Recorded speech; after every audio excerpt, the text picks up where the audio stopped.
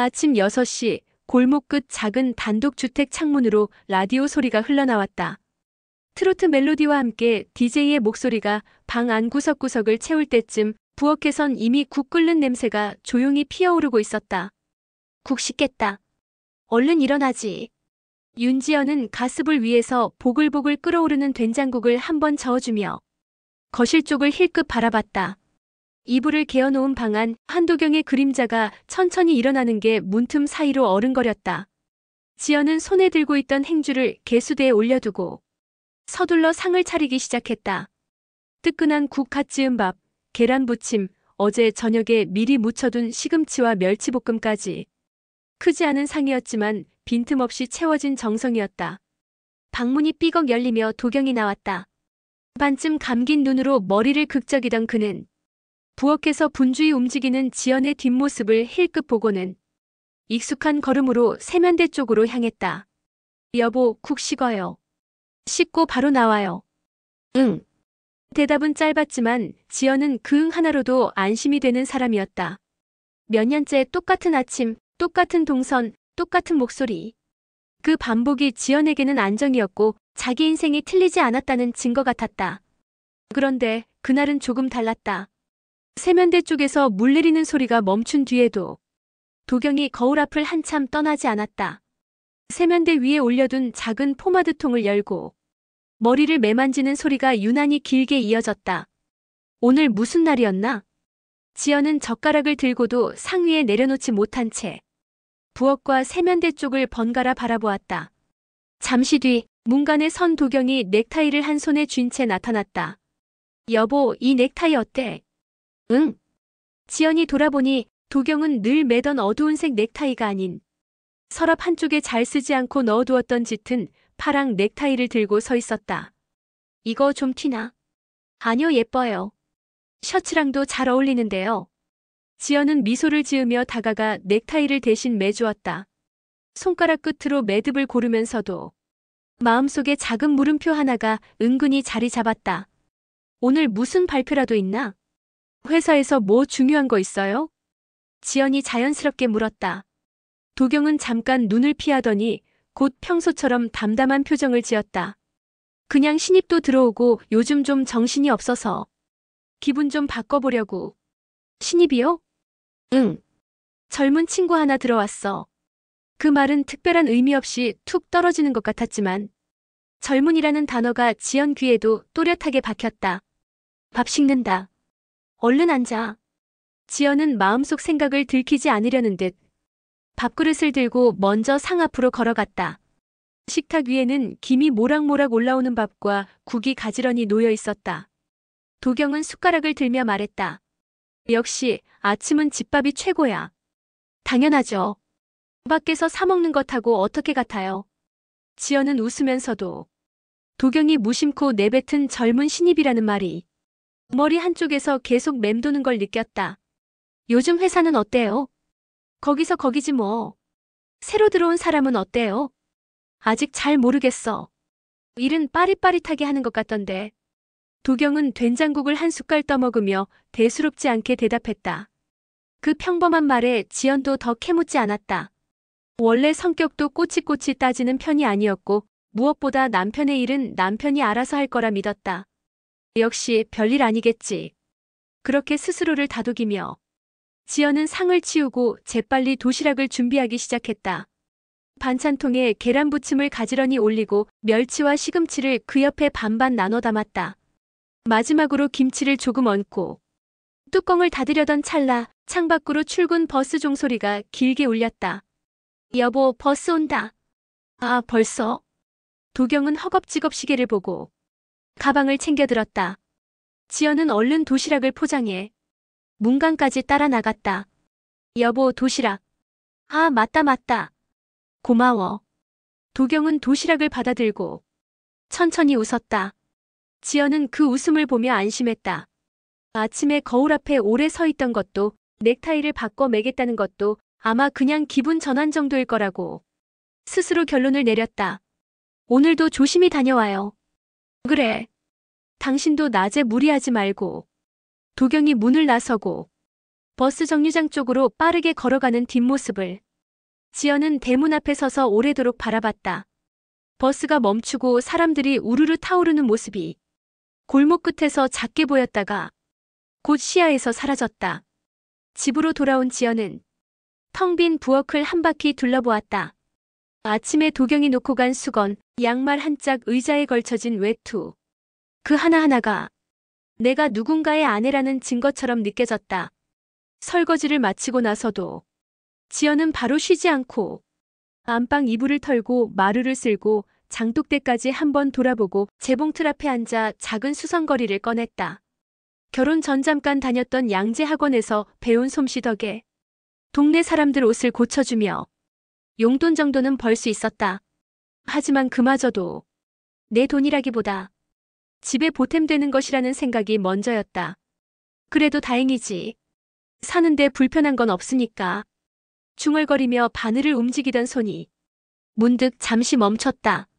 도경이 말하던 그 젊은 신입이 어떤 얼굴일지, 어떤 목소리를 가지고 있을지 괜히 상상해 본 것이다.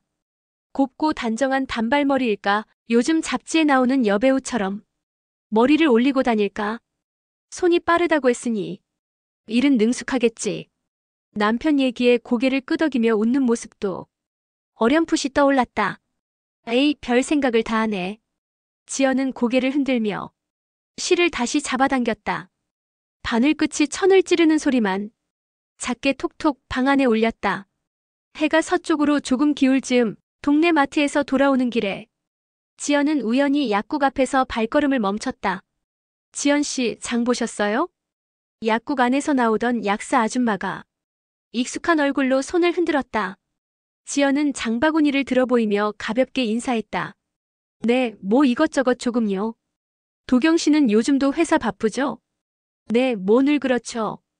약사 아줌마는 어딘가 의미를 아는 눈빛으로 웃으며 덧붙였다. 아유, 회사에 새 직원 들어왔다면서요? 젊고 예쁘다던데. 남자들이 다들 떠들어대더라고요. 아가씨들 들어오면 분위기가 확 달라진다나 뭐라나. 그 말에 지연의 손이 장바구니 손잡이를 꼭 쥐었다 풀었다 했다. 그래요? 우리 손님 중에 도경 씨 회사 다니는 사람 있거든. 점심시간마다 와서 약 사면서 수다를 얼마나 떠는지. 아, 이름이 뭐랬더라, 정 뭐라던데. 약사 아줌마는 잠시 기억을 더듬다가 손사래를 쳤다. 에이, 나이 드니까 이름이 잘 기억이 안 나네. 여튼 젊고 싹싹하다던데. 요즘 세상은 아가씨들이 더 듬직해. 말 끝에 웃음이 섞였지만 지연의 가슴 한쪽엔 알 수 없는 묵직한 돌덩이가 하나 자리 잡는 기분이 들었다.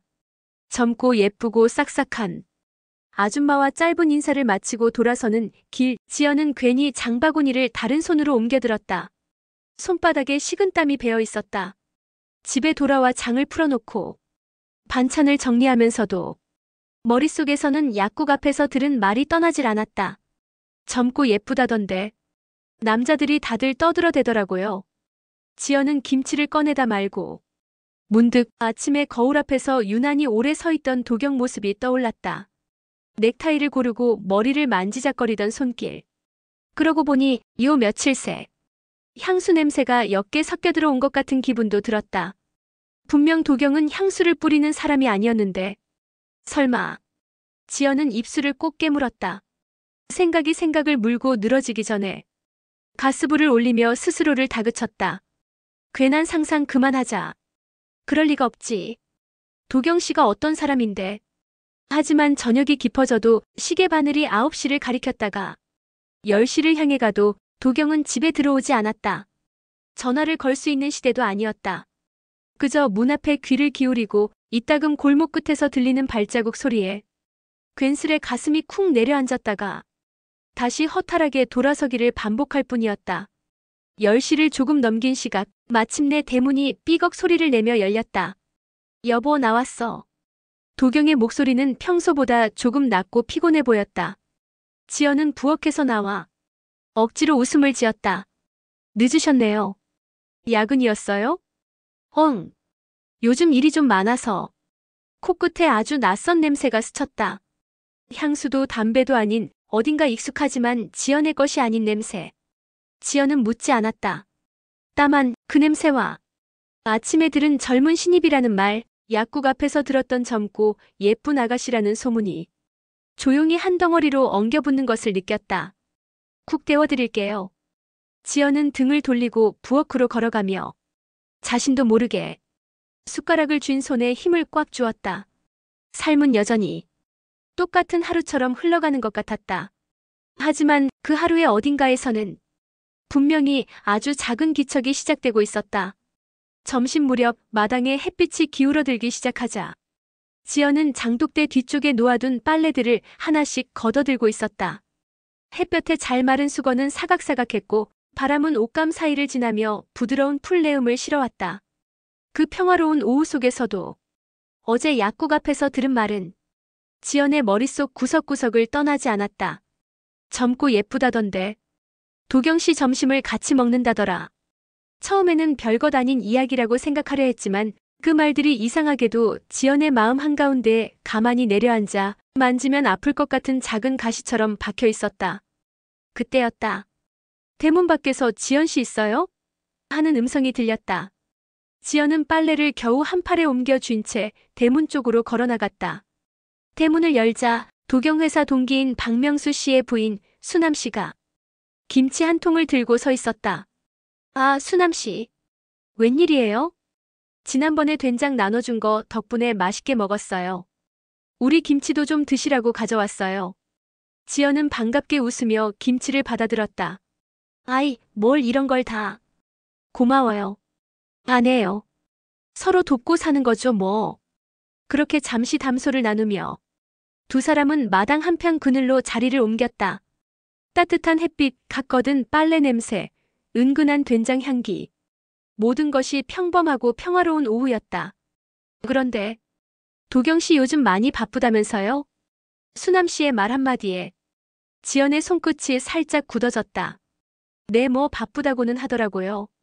수남 씨는 별 생각 없이 웃으며 말을 이었다. 우리 명수 씨가 그러던데 점심 먹을 때마다 같이 먹는 사람이 있대요. 젊은 여직원이라면서. 지연은 얼굴 근육이 굳지 않도록 억지로 아주 자연스럽게 웃음을 지었다. 그래요? 그래요. 이름이 뭐라고 했더라? 아, 맞다. 정미라. 미라 씨라고 하던데요. 요즘 회사 사람들이 그 얘기 많이 하나 봐요. 젊고 성격도 괜찮다면서. 말투는 너무도 가볍고 마치 날씨 참 좋네요 하는 말만큼 아무 의미 없는 톤이었지만 지연의 귀엔 그 가벼움이 더 아프게 스며들었다. 수남 씨는 계속 웃으며 말했다. 아휴, 젊은 여직원 들어오면 회사 분위기 달라지는 거야 뭐. 우리 명수 씨도 그러더라고요. 요즘 도경 씨 표정이 밝아졌다고. 그 순간 지연의 눈이 아주 미세하게 떨렸다. 표정이 밝아졌다고. 어제 거울 앞에서 괜히 길게 서 있던 도경의 모습, 넥타이를 바꾸던 순간 늦게 들어온 밤. 옅게 풍기던 낯선 냄새. 그 모든 조각들이 조용히 연결되는 느낌이었다. 지연은 가만히 고개를 끄덕였다. 젊은 사람 오면 아무래도 회사 분위기 좋죠. 그러겠죠, 뭐. 평범한 말이었지만 속이 아닌 겉에 걸쳐진 얇은 천처럼 가벼웠다. 수남 씨는 지연의 속내를 모른 채 밝은 목소리로 덧붙였다. 지연 씨는 참 좋겠다. 남편이 안정적이고 집안도 이렇게 잘 꾸며놓고. 도경 씨가 어디 가겠어요? 에이, 괜한 소문에 신경 쓰지 말아요. 지연은 살짝 미소 지었지만 그 미소는 금방 사라졌다. 네, 그러게요. 그러나 마음속에서는 보이지 않는 금이 조금 더 길어지고 있었다. 수남 씨가 돌아간 뒤 지연은 혼자 남아 빈 마당 한가운데에 서 있었다. 빨래를 들고 서 있는 손이 서서히 무거워지는 기분이 들었다. 햇빛은 여전히 따뜻했지만 지연의 어깨에는 서늘한 기운이 내려앉았다. 천천히 집 안으로 들어오며 지연은 자신도 모르게 혼잣말을 했다. 표정이 밝아졌다고. 다시금 머릿속에 스치는 도경의 얼굴. 바뀐 넥타이. 틈틈이 웃음을 참으며 이야기하던 말투. 그리고 그 끝에 약국 앞에서 들었던 말이 겹쳐진다. 젊고 예쁘다던데. 그날 오후 지연은 재봉틀 앞에 앉았지만 바늘은 몇 번이나 손에서 빠지고 실은 자꾸 천에서 벗어났다. 평소라면 능숙하게 해내던 작은 수선조차 손에 잡히지 않았다. 시간이 흘러 해가 저물고 저녁밥을 준비할 때가 되어도 지연의 머릿속은 온통 수남 씨의 말들로 가득했다. 요즘 도경 씨 표정이 밝아졌다고. 항상 그 미라 씨랑 같이 다닌다던데. 그 문장들이 마치 누가 귓가에 대고 속삭이는 것처럼 또렷하게 반복됐다. 밤이 되어 대문이 열리고 도경이 들어왔다. 여보, 나왔어. 그 목소리는 어젯밤과 다르지 않았다. 늘 들었던 그 차분한 음성. 하지만 지연의 귀엔 어제보다 조금 더 멀게 느껴졌다. 지연은 약간 굳은 미소를 띠며 말했다. 오늘 회사는 어땠어요? 뭐 그냥 바빴지. 지연은 식탁에 놓인 된장국을 데우며 천천히 아주 조용하게 물었다. 요즘 점심은 누구랑 먹어요? 도경이 젓가락을 멈췄다. 아주 잠깐. 정말 한순간이었다. 하지만 그 한순간이 지연에게는 너무 길게 느껴졌다. 그냥 뭐 사람들하고. 지연은 아무 말도 하지 않았다. 다만 그 짧은 침묵 속에서 자신의 심장이 한번 크게 내려앉는 소리를 분명히 느꼈다. 그날 밤 도경이 잠든 뒤 지연은 이불 위에 가만히 앉아 있었다. 창문 밖에서 바람이 나뭇잎을 흔드는 소리가 섞여 들어왔다. 눈을 감으면 수남 씨의 말이 다시 반복된다. 표정이 밝아졌대요. 지연은 조용히, 아주 조용히 숨을 내쉬었다. 그 숨은 마치 오래된 기척 하나가 드디어 형태를 갖추며 현실로 스며드는 순간 같았다. 장보따리를 들고 돌아오던 길, 지연은 골목 입구에서 잠시 멈춰섰다. 때마침 버스가 정류장에 도착하며 사람들이 우르르 내리고 있었다. 신호등이 깜빡이고 저녁 햇빛이 기울어 골목길에 노을이 스며들던 그때 지연은 눈을 크게 떴다. 정류장 한쪽 도경이 있었다. 그리고 그의 옆엔 한 여자가 함께 서 있었다. 머리는 단정하게 묶었고 베이지색 가디건에 손에 작은 서류 가방을 들고 있었다. 멀리서도 눈에 띄는 부드럽고 깔끔한 인상이었다.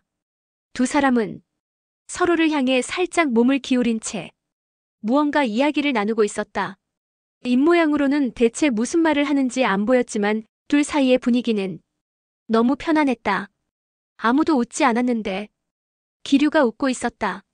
스치는 손끝과 시선 사이로 우리는 이미 서로를 알고 있다는 묘한 친밀함이 흘렀다. 지연의 손에서 장바구니가 살짝 흔들렸다. 저 사람 미라인가? 정말 그 사람인가? 확언할 수는 없었지만 굳이 확언할 필요도 없었다. 지연은 단번에 느꼈다. 두 사람의 거리는 직장 동료의 거리보다 반걸음 가까웠다. 여보. 지연이 말도 다 하지 못한 순간 본능적으로 몸을 돌려 가까운 담벼락 뒤로 숨어버렸다. 자신도 놀랄 만큼 반사적인 움직임이었다. 담벼락 너머로 그녀는 조심스레 고개를 내밀었다. 도경은 한참을 미라와 대화를 나누었다. 둘의 표정은 차분하고 담담했지만 그 차분함 안에는 말하지 않아도 아는 편안함, 낯설지 않은 미묘한 호흡, 반복된 만남에서 생기는 자연스러운 여유가 있었다. 그 모든 것이 지연의 가슴을 서늘하게 쓸고 지나갔다. 그때 미라가 가볍게 도경의 가방끈을 잡았다. 가볍게, 웃으며, 자연스럽게, 딱 그것만으로 지연의 심장은 확 아래로 꺼져내렸다. 도경도 피하지 않았다. 오히려 조금 더 가까이 다가가 무슨 말을 조용히 건네는 듯 했다. 지연은 담벼락 뒤에서 손등을 입으로 가져가 떨리는 숨을 삼켰다. 흐르던 시간이 잠시 멈춘 것처럼 주변의 모든 소리가 사라졌다. 버스가 떠나가며 내는 굉음도 사람들이 걸어가는 발소리도 귀에 들어오지 않았다. 오직 앞에 두 사람만 보였다. 잠시 후 도경과 미라는 정류장을 벗어나 같은 방향으로 걸어갔다. 서로 나란히 그 뒷모습을 바라보며 지연은 한동안 움직이지 못했다. 바람이 불어 담벼락 위로 올려놓았던 종이 조각 하나가 지연 발끝에 붙었다 떨어졌지만 지연은 그것조차 느끼지 못했다. 그저 눈앞의 현실을 어떻게 받아들여야 할지 가늠할 수 없었다. 결혼 후 한 번도 의심하지 않았던 믿음. 늘 안정이라고 생각했던 삶. 그 모든 게 방금 버스 정류장이라는 평범한 장소에서 흔들려 버렸다. 지연은 담벼락에 손을 살짝 짚고 천천히 숨을 들이켰다. 그리고 가까스로 자신을 일으켜 세우듯 걸음을 떼기 시작했다. 집까지 가는 길은 평소보다 훨씬 길게 느껴졌다. 집에 도착했을 때 손에 들고 있던 장바구니는 이상하리만큼 땀에 젖어 있었다. 지연은 도마 앞에 서서 야채를 씻으려고 했지만 칼을 들자 손이 자꾸 덜덜 떨렸다. 도마에 놓인 양파를 내려다보며 작게 중얼거렸다. 내가 잘못 본 걸까? 그러나 이미 마음 깊은 곳은 알고 있었다. 아니야. 잘못 본 게 아니야. 그 눈빛 그 거리. 지연은 일부러 양파를 세게 썰기 시작했다. 눈물이 양파 때문인지 그 장면 때문인지 스스로도 분간할 수 없었다. 그날 밤 도경이 집에 돌아왔을 때 지연은 웃으며 맞이했다. 표면은 전부 괜찮은 것처럼. 하지만 내면은 조용히 금이 가기 시작했다. 이제 돌아갈 수 없는 균열이었다. 해가 질 무렵 부엌 창문으로 들어오는 바람이 조그만 커튼을 흔들었다. 지연은 저녁 준비를 마친 뒤 식탁에 놓인 물컵을 천천히 정리했다. 손끝이 아직도 미세하게 떨렸지만 얼굴은 아무렇지 않은 표정이었다. 정류장에서 본 두 사람. 아니야, 너무 생각하지 말자. 스스로를 다독이면서도 가슴 왼쪽에서 묵직한 무언가가 계속해서 눌러오는 듯한 기분을 지울 수 없었다. 그때 안방 쪽에서 와이셔츠 주머니에 넣어두었던 볼펜이 바닥으로 떨어지는 작은 소리가 들렸다. 아, 이거. 지연은 무의식적으로 고개를 돌렸다. 방에 들어가 보니 출근 때 입었던 도경의 셔츠가 침대 끝에 걸쳐져 있었다. 셔츠 주머니가 뒤집히면서 작은 종이 조각 하나가 바닥에 떨어져 있었다. 지연의 발걸음이 그 쪽지 앞에서 멈췄다. 부드러운 크림색 메모지에 짧은 글씨. 오늘 고마웠어요. 지연의 가슴이 순간 멎는 듯했다. 글씨는 둥글고 깨끗했다. 여자의 글씨. 그것도 또박또박 정성 들여 쓴 글씨였다. 이게 뭐지? 지연이 종이를 살짝 펼쳐들었다. 짧은 문장 한 줄만 적혀 있었지만 그 문장은 온갖 상상을 불러일으키기에 너무 충분했다. 고마웠어요. 무엇이? 언제? 어떻게? 그 짧은 질문들이 지연의 목 뒤끝부터 심장까지 차갑게 타고 내려갔다. 지연은 손에 든 쪽지를 한참 동안 바라만 보았다. 심장이 빠르게 뛸수록 손끝은 더 차가워졌다. 도경은 메모지를 일부러 숨긴 걸까? 아니면 그냥 무심하게 남겨둔 걸까? 둘 중 무엇이든 아무것도 괜찮지 않았다. 이제는 기척처럼 애매한 것이 아니라 형체가 있는 증거였다. 누군가가 도경에게 남긴 감사의 마음. 그 감사가 어떤 의미인지 굳이 말해주지 않아도 지연은 알 것만 같았다. 그때 대문이 열리는 소리가 들렸다. 여보, 나왔어.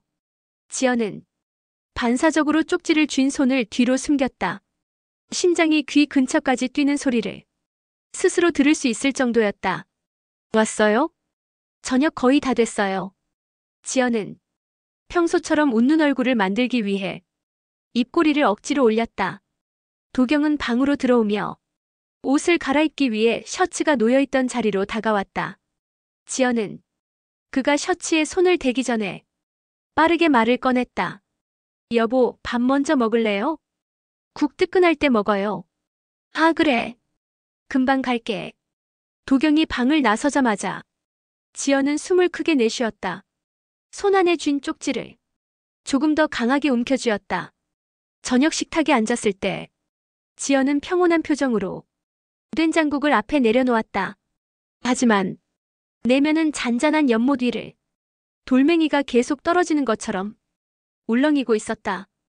도경은 오늘 회사 일에 대해 평소처럼 아무렇지 않게 말했다. 아, 오늘 미라 씨가 서류 정리를 잘못해서 내가 좀 정리해줬지 뭐야. 새 사람이라 그런지 정신 없더라니까.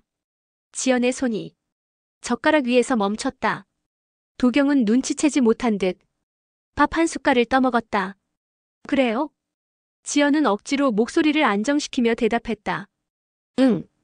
그래도 일은 빨리 배울 것 같아. 눈치도 좋고. 눈치? 그 말이 지연의 귀에 묘하게 걸렸다. 눈치가 좋다는 것은 자세히 관찰한다는 의미, 잘 맞춘다는 의미, 그리고 가깝다는 의미이기도 했다. 저녁을 먹고 도경이 방으로 들어간 뒤에도 지연은 부엌에서 설거지하는 척하며 쪽지가 있는 곳을 계속 쳐다보았다. 물에 손을 담그면서도 마음속은 거칠게 뒤집혀 있었다. 왜 하필 오늘? 왜 하필 이 타이밍에? 왜 하필 그녀의 눈앞에 떨어졌을까? 한참 뒤 설거지를 마친 지연은 조용히 방으로 들어와 이불을 정리했다. 도경이 잠든 뒤 지연은 천천히 손을 뻗어 책상 서랍을 열었다. 그리고 그 안쪽 깊숙한 곳에 쪽지를 넣었다.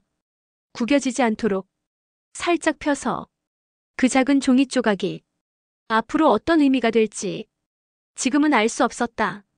하지만 딱 한 가지는 확실했다. 지연의 마음속에서 뭔가가 무너지고 있었다. 아직 소리 없는 균열, 아직 형태 없는 통증. 하지만 돌아가기 힘든 시점이 조용히 다가오고 있었다. 다음 날 오후 지연은 장바구니를 들고 집 앞 골목을 천천히 걸어가고 있었다. 봄바람이 살랑 불어오고 동네 가게마다 반쯤 열린 문 사이로 라디오 소리와 김치 국물 끓는 냄새가 흘러나왔다. 평소라면 이런 동네 풍경이 지연에게 큰 위안이 되었을 텐데 오늘은 아무것도 마음에 들어오지 않았다. 쪽지, 짧고 친밀한 글씨, 정류장에서 본 두 사람. 생각할수록 심장 아래쪽이 차갑게 굳는 느낌이었다. 대문 앞에 다다르자 누군가 가볍게 손을 흔드는 모습이 보였다. 아유, 지연씨. 장 보러 갔다 오나 보네. 도경회사 동기인 박명수 씨의 부인 수남 씨였다. 어제 김치를 나눠준 바로 그 사람. 그녀는 이번엔 작은 봉지를 들고 있었다. 아침에 떡이 들어왔길래 지연 씨 것도 좀 챙겨놨어요. 지연은 억지로라도 반갑게 웃었다. 어머, 감사합니다. 무슨 수고를. 둘은 자연스럽게 마당 안으로 들어갔다. 수남 씨는 친근하고 수다스러운 사람이었다. 문제는 가끔 그 수다 안에 지연이 원치 않는 진실까지 섞여들 때가 많다는 점이었다. 마당 한켠 평상에 앉자 수남 씨는 봉지를 건네며 말했다. 아유, 요즘 남편들 참. 회사에서 뭐가 그렇게 재밌는지 집보다 거기서 더 웃고 산다니까. 그 말에 지연의 손이 봉지 위에서 멈췄다. 도경 씨가요? 그럼 우리 명수 씨가 그러던데 요즘 점심시간마다 꼭 같이 먹는 사람이 있다면서요. 지연은 얼굴 근육을 조심히 유지한 채 아무렇지 않게 물었다. 누구요? 그 젊은 여직원 있잖아요. 이름이 뭐였더라? 미라? 정미라라던가. 지연의 손가락 끝으로 서늘한 기운이 천천히 퍼져갔다. 수남 씨는 상황을 심각하게 여기지 않았다. 오히려 신나게 이야기를 이어갔다. 아유, 명수 씨 말로는 둘이 어찌나 죽이 맞는지. 점심만 되면 같이 후다닥 나가더래요. 걸음도 빠르고 북적한 회사 사람들 피해 둘만 조용히 밥 먹으러 다닌다나 뭐라나. 조용히. 둘만. 그 두 단어가 지연의 가슴 한가운데 작게 그러나 깊게 박혔다. 지연은 잠시 숨이 막히는 것처럼 속으로 들숨을 삼켰다. 그래도 겉으로는 흔들림을 감추려 애썼다. 직장에서 친해질 수 있죠. 일같이 하면 자연스럽게. 그렇긴 해도 아이고, 사람들 말이란 게 자꾸 둘이 붙어 다니면 눈총이 생긴다니까요. 특히 요즘 도경 씨 표정이 밝아졌잖아요. 그 순간 지연의 시야가 잠시 흔들렸다. 표정이 밝아졌다. 집에서는 그 밝음을 본 적이 없는데 그 밝음이 다른 자리에서 나타났다는 뜻일까? 수남 씨는 지연의 표정을 눈치채지 못한 채 더욱 가볍게 웃으며 말을 덧붙였다. 아유, 지연 씨는 걱정할 거 하나도 없지. 도경 씨가 얼마나 가정적이고 성실한데. 남자들 다 그래요. 예쁜 여직원 들어오면 잠깐 새로워 보이고 그런 거지. 금방 지나가요. 지연은 가만히 고개를 끄덕였다. 그러게요. 잠깐 그러겠죠. 하지만 그 말은 자기 자신에게도 들리지 않을 만큼 희미한 속삭임이었다. 수남 씨가 떠난 뒤 지연은 평상 위에 한동안 멈춰 앉아 있었다. 거리는 조용했고 바람 한 줄기가 스치는 것조차 어딘가 차갑게 느껴졌다. 점심. 둘만. 표정이 밝아졌다. 말 한마디 한마디가 지연의 마음을 천천히 그러나 확실하게 갉아먹고 있었다. 집에 들어온 뒤 지연은 도시락통을 씻다가 그만 스테인리스 통을 떨어뜨렸다. 쨍! 금속이 바닥에 부딪히는 소리가 크게 울렸다. 지연은 허리를 숙여 도시락을 주워들며 떨리는 숨을 가다듬었다. 아니야. 생각 너무 많이 하지 말자. 그렇다고 확실한 것도 없잖아. 그러나 그 확실하지 않은 조각들이 하나씩 쌓여 형체를 만들어가고 있다는 건 지연 자신이 가장 잘 알고 있었다. 그날 밤 도경이 돌아왔을 때 지연은 미소로 맞이했다. 하지만 그 미소와 함께 마음 한쪽에서는 작게 딱하고 꺼져나가는 소리가 들리는 듯했다. 도경이 밥을 먹으며 회사 이야기를 아무렇지 않게 하는 동안에도 지연은 그의 얼굴을 보면서 생각했다. 저 표정, 저 밝음, 도대체 어디에서 생겨났을까? 그리고 그 밝음의 옆에는 누가 있었을까? 밤새 뒤척인 탓인지 다음 날 아침 지연의 눈 밑에는 얇은 그림자가 내려앉아 있었다. 하지만 도경이 방에서 나오기 전 지연은 부엌에서 깊게 숨을 들이켜고 늘 하던 대로 상을 차렸다. 된장국, 달걀지단, 멸치볶음, 그리고 새로 담근 김치까지. 손은 익숙하게 움직였지만 마음은 어제와 달랐다. 불안과 의심이 마치 바늘처럼 가슴속을 찌르고 있었다. 도경이 방에서 나왔다. 평소보다 조금 더 말끔하게 차려입은 모습이었다. 와이셔츠 소매는 잘 다려져 있었고 넥타이 매듭도 더 꼼꼼해 보였다. 여보, 오늘 일찍 준비했네. 지연이 조용히 물었다. 도경은 웃으며 대답했다. 오늘 회의가 좀 일찍 잡혀서 서둘러야 해. 표정은 밝았다. 그 밝음이 지연에겐 날카롭게 느껴졌다. 아침 식탁에서 도경은 밥을 먹으며 이런저런 회사 이야기를 했다. 미라 씨가 서류 정리 잘못해서 어제만 정신 없었지 뭐야. 그래도 일은 빨리 배우는 것 같아. 지연은 그 말에 숟가락을 들고 있던 손가락에 힘이 들어갔다. 그래요. 목소리는 최대한 평온했지만 속에서는 작은 파도들이 끝없이 몰려왔다. 식사를 마치고 설거지를 하던 지연은 그냥 문득 손을 멈췄다. 그리고 그 자리에서 아주 작은 결심을 했다. 오늘부터는 조금 바꿔보자. 그 변화는 아주 미세하고 정말 작게 시작되었다. 도경이 출근하려고 신발을 신을 때쯤 지연은 도시락통을 꺼내다 말고 살짝 고개를 저었다. 여보, 오늘은 도시락 안 싸줄게요. 도경이 놀란 표정으로 돌아보았다. 왜? 어디 아파? 아니에요. 그냥 요즘 너무 피곤해서 좀 쉬고 싶어요. 표정은 무척 부드럽고 자연스러웠다. 진짜 피곤한 아내처럼 보였다. 그 말 안에 숨어있는 미묘한 냉기를 도경은 알아채지 못했다. 도경은 잠시 고민하더니 아, 그래? 그럼 오늘은 그냥 사 먹고 와야겠다. 라고 말하며 가볍게 웃었다. 지연은 그저 네, 조심히 다녀오세요. 라고 대답했다. 하지만 그 웃음이 향하는 방향이 이제는 자신을 통과해 다른 곳을 향하는 것만 같았다. 도경이 나간 뒤 지연은 부엌 창가에 기대어 조용히 숨을 내쉬었다.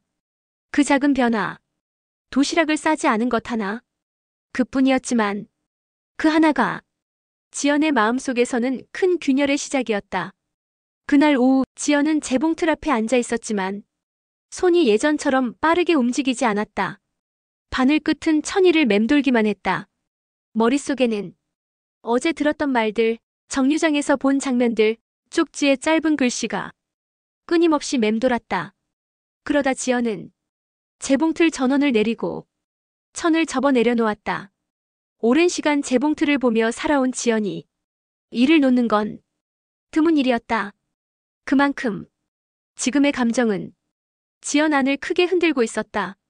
저녁이 되자 지연은 도경에게 문자를 보내지 않았다. 오늘은 언제쯤 들어올지, 업무가 늦는지 아무것도 묻지 않았다. 평소라면 여보 오늘 늦어요? 하고 전화를 걸거나 상태를 챙겼겠지만 오늘은 일부러 묻지 않았다. 그리고 의도적으로 식탁도 차리지 않았다. 도경이 현관문을 열고 들어왔을 때 지연은 방에 앉아 작은 수선을 하고 있었다. 여보, 저녁 안 먹어? 지연은 천천히 얼굴을 들었다. 아, 오늘은 그냥 입맛이 없어서 먼저 먹었어요. 그래? 어디 아파? 아니요. 지연은 부드럽게 미소 지었다. 조금 피곤해서 그래요. 그 대답에 도경은 잠시 멈칫했다. 언제나 자신을 기다려주던 아내가 오늘은 기다리지 않았다. 식탁 위에도 따끈한 국이 올려져 있지 않았다.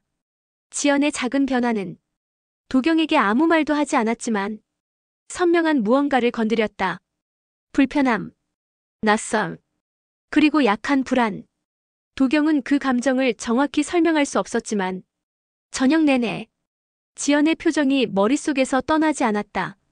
밤이 깊어갈수록 지연은 조용했고 그 조용함은 목소리가 없는 채로 도경의 마음속으로 스며들었다. 왜 오늘따라 이렇게 불편하지? 그 불편함의 정체가 무엇 때문인지 도경은 아직 모른다. 그리고 지연도 아직은 아무 말도 하지 않는다. 다만 둘 사이의 공기가 아주 천천히 그러나 확실하게 달라지기 시작했다. 다음 날 아침 지연은 민들레꽃처럼 얇게 퍼지는 햇빛을 받으며 조용히 마당을 쓸었다. 빗자루를 움직이는 손길은 느렸지만 움직임마다 깊은 생각이 따라붙는 듯했다. 마당 한가운데 바람이 살짝 불어 빗자루 끝에서 일어난 먼지가 가볍게 흩어졌다. 지연은 먼지가 흩어지는 모습을 바라보며 자신의 마음도 비슷하게 부서지고 있는 건 아닌지 문득 떠올랐다. 도경은 여느 때와 다름없이 출근 준비를 하고 있었다. 하지만 오늘따라 지연은 그 모습을 애써 보지 않으려 했다. 어쩌면 그 작은 동작들 하나하나가 자꾸 미라를 떠올리게 만들기 때문이었을지도 모른다. 여보 다녀올게. 네. 아침 인사도 이제는 짧고 건조해졌다. 그러나 도경은 그 변화가 어디서 비롯되었는지 아직은 눈치채지 못했다. 출근길에 들린 회사. 사무실 문을 열자 분주한 타자 소리 사이로 은근슬쩍 흘러나오는 대화가 들렸다. 야, 도경씨 요즘 표정이 좋던데? 그러게. 누가 요즘 봄 타냐는 말까지 하던데? 아니면 그 신입 때문에 그런 거 아냐? 쉿, 들리겠다. 사무실에 가득 찬 웃음과 속삭임. 도경은 그 사이를 지나며 애써 아무렇지 않은 표정을 지었다. 그러나 등 뒤에서 자신을 향해 쏟아지는 시선들은 무겁고 서늘했다. 그 시선 속에는 도경이 부정할 수 없는 뭔가가 있었다. 말로 하지 않아도 사람들은 이미 눈치로 알고 있었다. 휴게실에서 물을 마시던 미라가 어디선가 나타나 소리 없이 도경에게 다가왔다. 오늘 점심은 어쩌실래요? 조심스러운 말투, 미묘한 거리감. 도경은 잠시 망설였다. 자꾸만 주변의 시선이 의식되었다. 오늘은 그냥 동료들이랑 먹을까 해요. 미라는 잠시 표정을 굳히더니 곧 아무 일 없던 듯 웃었다. 아, 네. 그러세요. 웃음이었지만 그 안에 담긴 섭섭함과 불안은 도경의 눈에도 보였다. 그 시각 지연은 집에서 도경이 남긴 어제의 셔츠를 정리하고 있었다. 어깨를 두드린 뒤 샴푸 향과 섞여있는 익숙하지 않은 냄새에 지연은 잠시 멈춰섰다. 손을 떼고 셔츠를 옷걸이에 걸어놓는 순간 톡! 어디선가 작은 단추 하나가 떨어졌다. 셔츠 소매뿌리 안쪽 단추였다. 도경의 셔츠는 늘 깔끔했는데 이 단추가 떨어져 있는 이유가 무엇일까? 누가 옷깃을 잡았던 건지 혹은 급히 움직이며 어딘가에 걸린 건지 그 작은 단추 하나가 지연의 머릿속을 복잡하게 흔들었다. 지연은 단추를 손에 쥐고 잠시 서 있었다. 이건 뭐 때문에 떨어진 걸까? 물어볼 수도 없었다. 이제는 묻는다는 것 자체가 자기를 더 초라하게 만드는 일이라는 걸 지연은 본능적으로 알고 있었다. 점심시간 회사 식당에서 도경은 혼자 앉아 있었다. 그리고 잠시 뒤 빈자리 옆에 누가 슬쩍 앉았다. 박명수였다. 야, 너 요즘 왜 이렇게 말이 없어? 뭔 일이냐? 아니면 정말 그 신입 때문이냐? 도경은 젓가락을 멈췄다. 무슨 말을 해야 할지 쉽게 떠오르지 않았다. 명수는 한숨을 쉬며 말했다. 도경아, 회사에선 조심해라. 사람들 눈이 다 있어. 그 말은 충고였지만 도경에게는 묘하게 압박처럼 느껴졌다. 도경은 탁자 아래 손을 꼭 쥐었다. 지연은 그 시간 혼자 집 뒤편 작은 정원에서 조용히 차를 끓이고 있었다. 찬물 위에서 피어오르는 따뜻한 김을 바라보며 생각했다. 남편의 주변에서 뭔가가 흔들리고 있다. 그 흔들림이, 그리고 내 마음속 균열이 언제쯤 도경에게도 전해지게 될까? 그러나 지연은 다짐했다. 지금은 말하지 않겠어. 나의 침묵이 그에게 더 크게 들릴 테니까. 저녁이 되어 도경이 집에 들어왔을 때 지연은 여전히 익숙한 미소로 그를 맞았다. 하지만 그 웃음 뒤에 숨어있는 낯선 차가움은 도경이 느끼지 못할 리 없었다.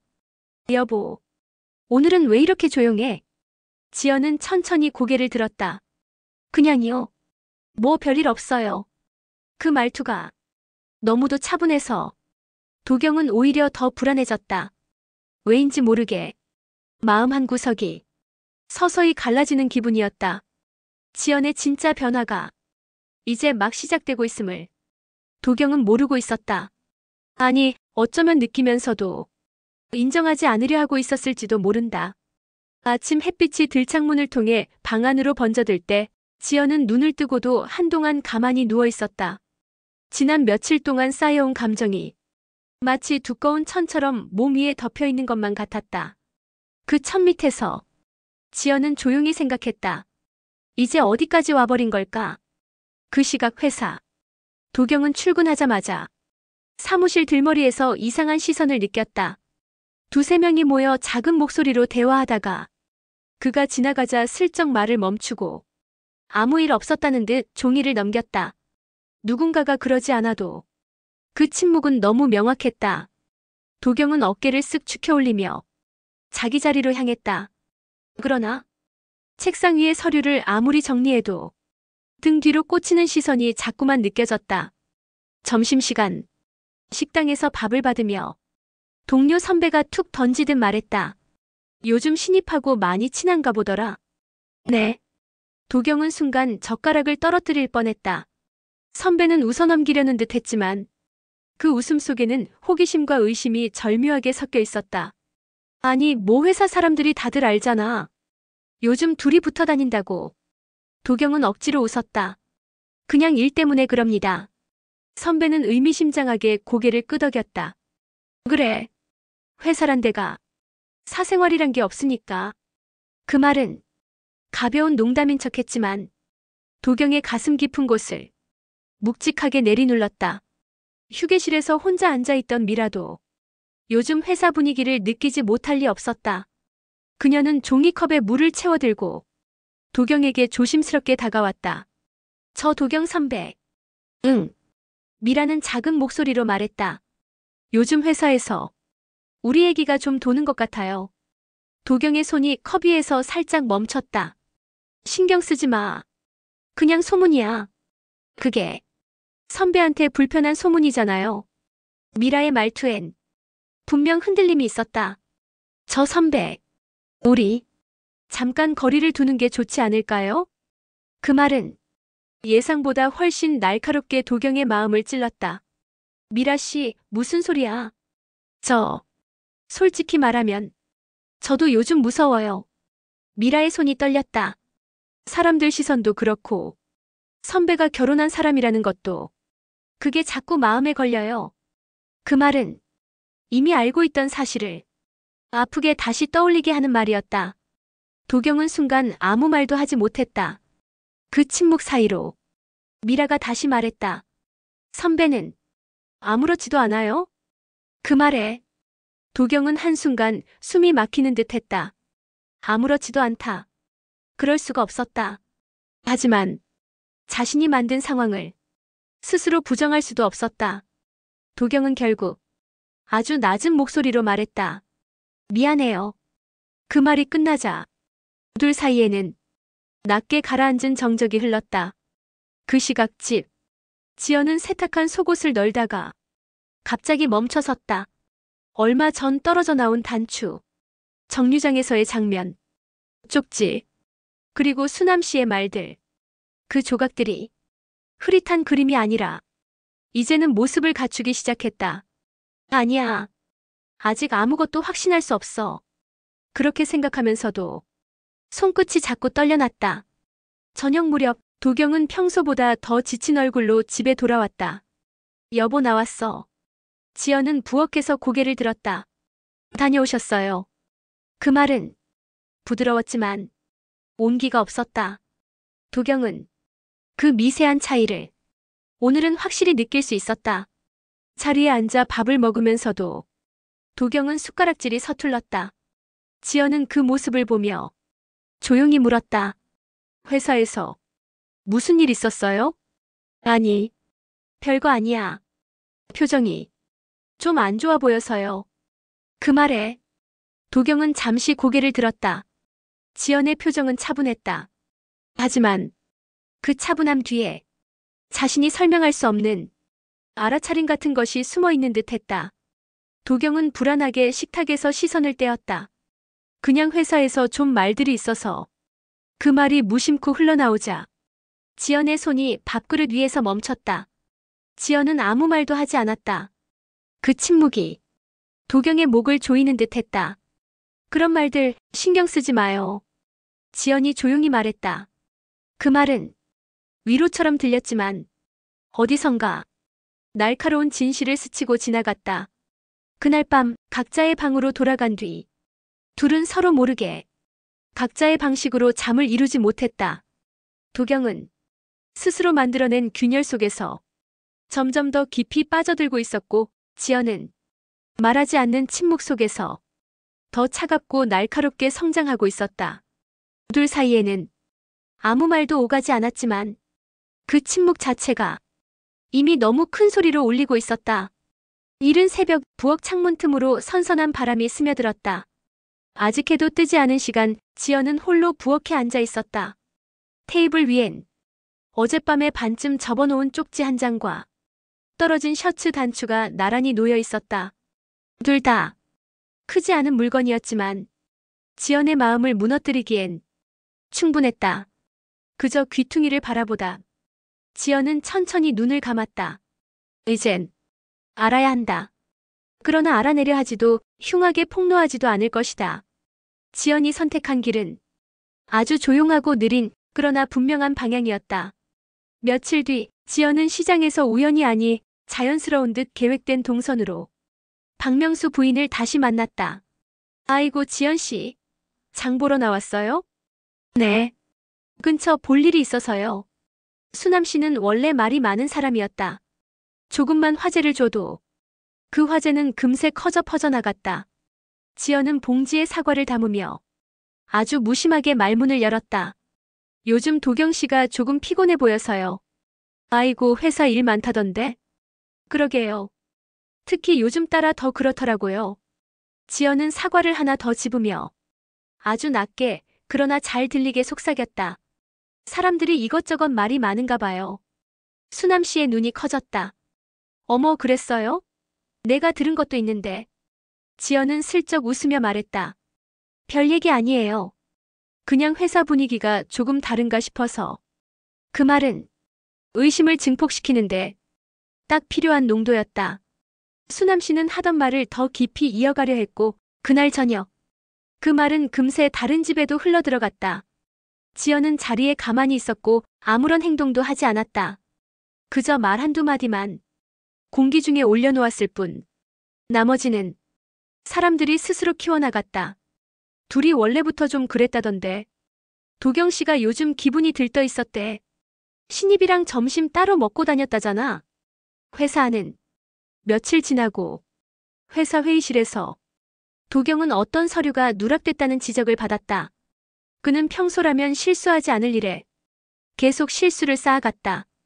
그가 지나갈 때마다 동료들의 대화가 갑자기 잠잠해졌고 속삭임이 피처럼 번졌다. 봐, 저 표정 요즘 소문 때문 아니냐? 저래서야 집에서 버텨질까?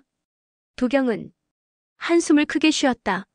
책상 위에 양팔을 올리고 이마를 짚었다. 피곤함 때문이 아니었다. 죄책감 때문이 아니라는 것도 알았다.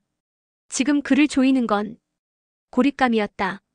회사에서, 집에서, 그리고 미라에게서도 아무도 도경을 향해 따뜻하게 손을 내밀지 않았다. 그는 스스로 만들어 놓은 수렁에 조용히 그러나 빠르게 빠져들고 있었다. 그날 오후, 미라는 퇴근하려는 도경을 불러 세웠다. 선배. 그녀는 이미 지쳐 있었다. 회사 사람들의 시선, 뒤에서 들리는 웃음, 자신에게 던져지는 의미심장한 말들. 저 이제 진짜 이렇게는 못하겠어요. 미라 씨. 죄송해요. 선배가 결혼한 사람이잖아요. 더는 목소리가 떨렸지만 결심은 분명했다. 도경은 그 자리에 멈춰 섰다. 잡지도 붙잡지도 못한 채 그저 손을 내렸다.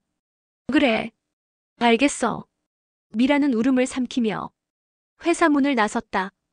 그리고 그 순간 둘 사이의 관계는 더 이상 한 조각도 남지 않았다. 그 시각 지연은 도리어 평온해 보였다. 오히려 그 어느 때보다 고요했고 잘 차려진 상 위엔 둘이 먹기엔 조금 많은 반찬들이 놓여 있었다. 문이 열렸다. 여보 나왔어.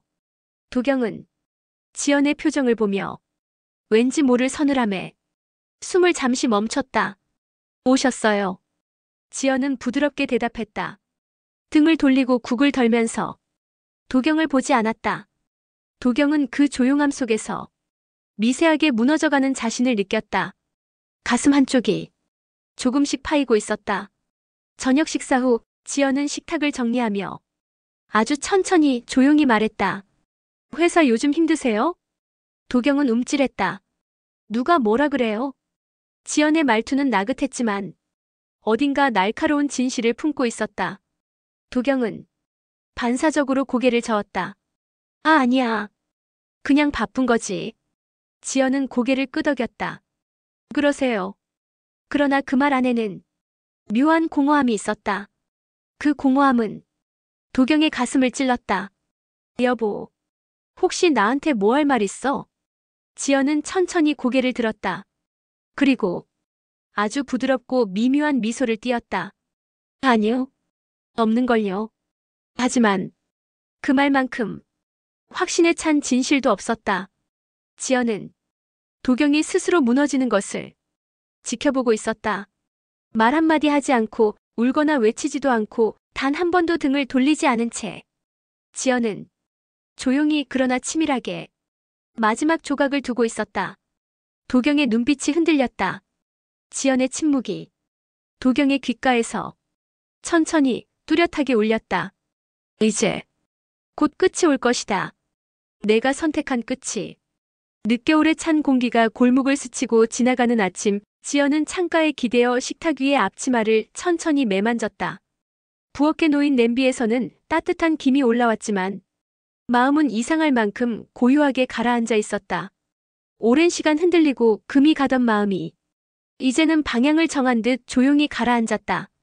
회사에서 도경은 어수선한 분위기를 느끼며 하루를 버텼다. 문을 여는 순간부터 동료들의 시선은 그를 향해 있었고 속삭임이 바람처럼 주변을 맴돌았다. 누군가는 말하며 웃었고 누군가는 눈길을 피하며 회의적으로 그를 바라보았다. 그 어떤 말도 직접적이지 않았지만 그 모든 것이 도경을 벼랑 끝으로 몰아붙였다. 정오 조금 지난 시간, 팀장은 도경을 조용히 불러 이야기했다. 회사 안에서 돌고 있는 소문, 업무에 생기는 작은 흔들림들, 그리고 신입과의 감정적 얽힘은 조심하라는 말. 그 말들은 꾸짖는 말이 아니었지만 도경의 뼈 속 깊이로 파고들어 밀어냈다. 자신이 무너지고 있다는 사실을. 그 순간 도경은 비로소 제대로 느꼈다. 그 무렵 미라 역시 지쳐 있었다. 회사 사람들의 시선, 의미 모를 비웃음, 그녀에게 던져지던 해석되지 않는 적대감. 그녀는 결국 도경을 향해 말했다. 선배, 저 이제 못하겠어요. 그 한마디는 도경이 붙잡을 수도 피할 수도 없는 말이었다. 도경은 침묵했고 그 침묵은 두 사람 사이의 마지막 흔적까지 지워버렸다. 지연은 집에서 조용히 정리를 하고 있었다.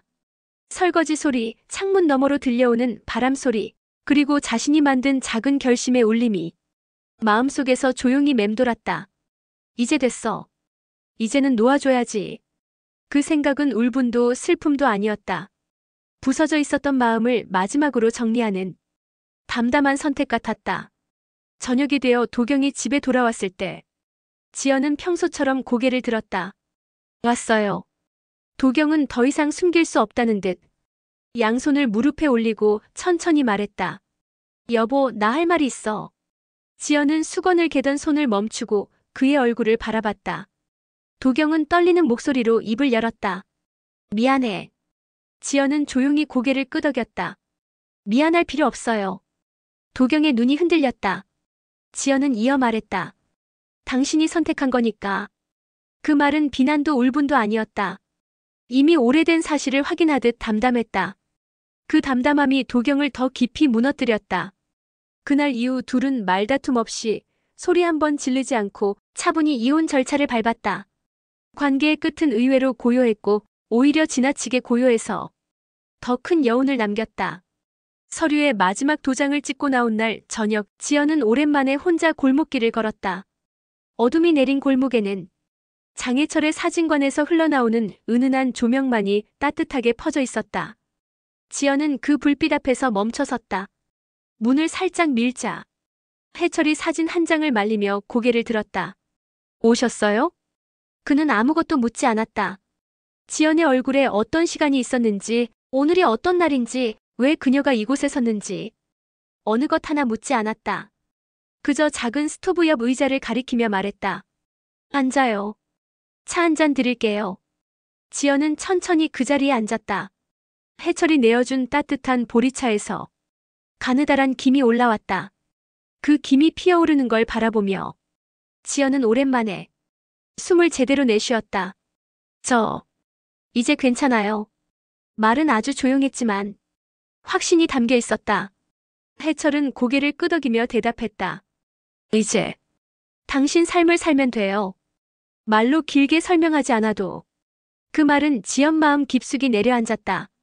그 조용하고 잔잔한 위로는 지연의 오래된 상처를 서서히 그러나 분명하게 따뜻하게 덮어주고 있었다. 그날 밤 사진관 창문가에 앉아있는 지연의 실루엣은 더 이상 상처받은 아내의 그림자가 아니라 새로운 삶을 시작하려는 조용한 사람의 모습이었다. 에필로그. 봄이 막 들어선 어느 날 골목길 담벼락 아래 이름 모를 들꽃들이 하나둘 피어나기 시작했다. 바람은 여전히 차가웠지만 햇살만큼은 부드럽고 따뜻했다. 지연은 작은 간판을 손에 쥔 채 새로 얻은 공간 앞에서 잠시 멈춰섰다. 간판에는 조심스레 쓴 글씨가 적혀 있었다. 지연 바느질 양재교실. 그 이름을 바라보는 동안 지연의 표정에는 오랜 시간 참아온 감정들이 바래지 않고 그대로 남아 있었다. 결혼 전 잠깐 다녔던 양재 학원에서 배운 기술로 몇몇 이웃들이 옷수선을 부탁하면서 자연스럽게 생긴 새로운 길. 이제 지연은 누군가의 아내가 아닌 자신 이름을 걸고 살아가는 지연이었다. 문을 열자 햇살이 실내로 스며들며 바닥에 길게 드리워졌다. 몇 개 놓여있는 바느질 상자와 재봉틀, 소박한 테이블, 누군가의 오래된 코트를 고쳐야 하는 옷감 한 장. 모두가 지연에게는 아주 작은 시작에 불과했지만 그 시작은 더 이상 누구에게 기대지 않는 단단한 삶이었다. 첫 수업날 이웃 아주머니 2명이 수줍은 얼굴로 문을 열고 들어왔다. 지연 씨 바느질 좀 배워보려고요. 저도요. 그냥 심심해서. 그 말에 지연은 환하게 웃었다. 오랜만에. 정말 자연스러운 미소였다. 잘 오셨어요. 천천히 같이 해봐요. 수업이 시작되자 수다와 웃음이 천천히 가게 안에 차올랐다. 아이들이 방과 후 들러 작은 인형을 만들고 가기도 했다. 지연은 그 모습을 보며 문득 깨달았다. 나는 이제 누구의 그림자도 아니구나. 저녁 해가 지는 시간, 가게 문을 닫고 집으로 돌아가는 길. 사진관 앞을 지나칠 때 해철이 가게 안에서 불을 끄다 지연을 보고 살며시 문을 열었다. 오늘은 많이 바빴나 봐요. 지연은 짧게 웃으며 말했다. 네.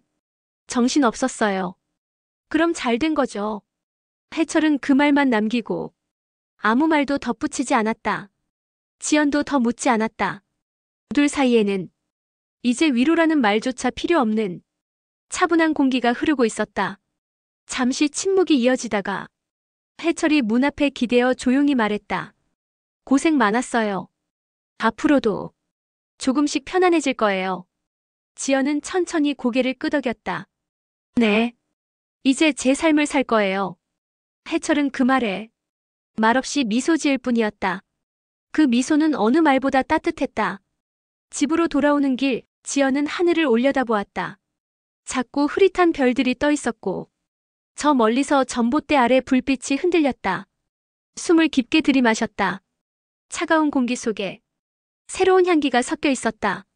어느 순간 지난 시간의 고통이 아예 사라진 것은 아니었지만 그 고통 위로 새로운 삶이 천천히 자리 잡고 있었다. 조용히 그러나 확실하게 지연은 문득 마음속으로 속삭였다. 이제야 나로 사는 것 같아. 그리고 그 말이 다른 그 무엇보다 지연에게 가장 큰 선물이 되었다. 이렇게 지연의 긴 여정은 조용히 그리고 단단하게 끝을 맺었습니다.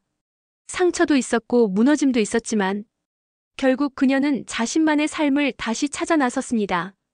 끝까지 들어주셔서 감사합니다. 여러분의 작은 관심 하나가 이야기를 이어가는 큰 힘이 됩니다. 다음 작품도 기대해 주시고 구독과 좋아요 부탁드립니다.